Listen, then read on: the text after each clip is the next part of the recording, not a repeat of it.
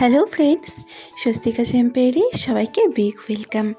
আজকে ছোট্ট একটা লাইভ আপডেট নিয়ে আপনাদের সামনে চলে এসেছি।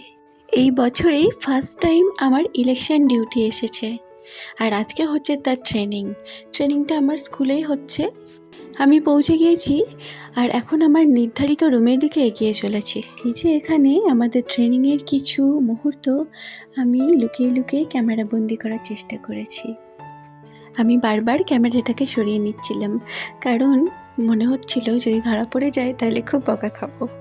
আমার এই ইলেকশন ডিউটি নিয়ে আমার হাজব্যান্ড আর আমার বরদা ভীষণ চিন্তিত হয়ে পড়েছে, কিন্তু আমার শ্বশুরমশাই আর আমার ছোটদা বলছে যে লাইফে এর থেকে আরও বড় বড় চ্যালেঞ্জ তুমি খুব ভালোভাবে হ্যান্ডেল করেছো, সেখানে ইলেকশন ডিউটিটা কোনো ব্যাপার না। হ্যাঁ, একটু টাফ জব তো বটেই, 48 আওয়ার্স ননস্টপ ডিউটি, কিন্তু তাই বলে ইম্পসিবল নয়। যেহেতু আমি ফিজিক্যালি হ্যান্ডিক্যাপ, তাই আমার অনেক গ্রাউন্ড আছে ডিউটিটা অ্যাকসেপ্ট না করার।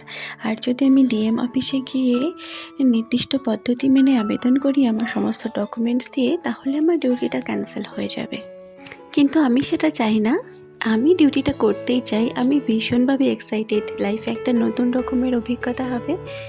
অনেকেই আমাকে ভয় দেখাচ্ছে যে এমনিতেই তোমার একটা হাত নেই, আবার ভোটের ঝুট ঝামেলার মধ্যে পড়ে আর একটা হাতে না চলে যায়।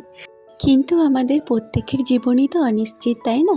জীবনে কখন বিপদ আসে, কখন ভালো সময় আসে, আমরা কে বলতে পারি বলুন? তাই বলে আমরা আমাদের দায়িত্ব কর্তব্য থেকে তো মুখ ফিরিয়ে থাকতে পারি না।